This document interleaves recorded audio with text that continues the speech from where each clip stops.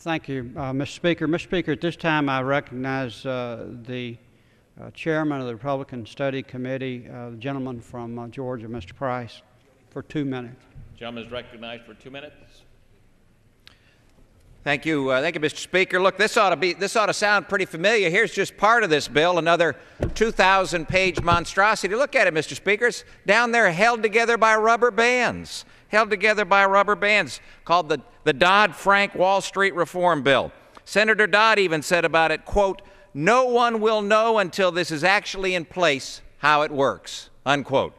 That's no way to do business.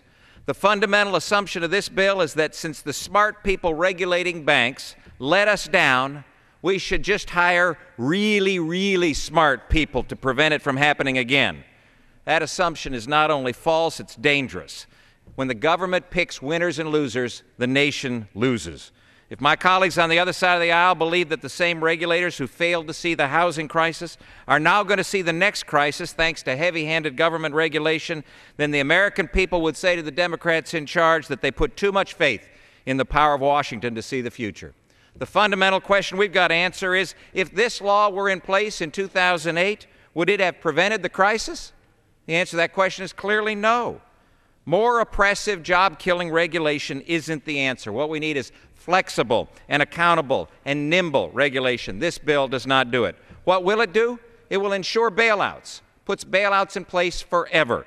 It doesn't address Fannie and Freddie at the epicenter of the problem, doesn't address it at all. It kills American jobs with oppressive regulation, and it'll decrease the availability of credit and increase the cost of credit to all the American people. And that's even more angering to Americans because they know that there are positive solutions. H.R. 3310 is the bill that we put forward nearly a year ago now that would make certain that we address the issue of regulatory reform in a positive way, that makes it more flexible and nimble, that addresses the issue of Fannie and Freddie, actually solves the challenge that got us into this crisis in the first place, and makes certain that we end bailouts. The American people are sick and tired of bailouts. That bill, Mr. Speaker, will ensure that bailouts continue. The American people are urging us to vote no on this bill. Time has expired. The gentleman from Massachusetts.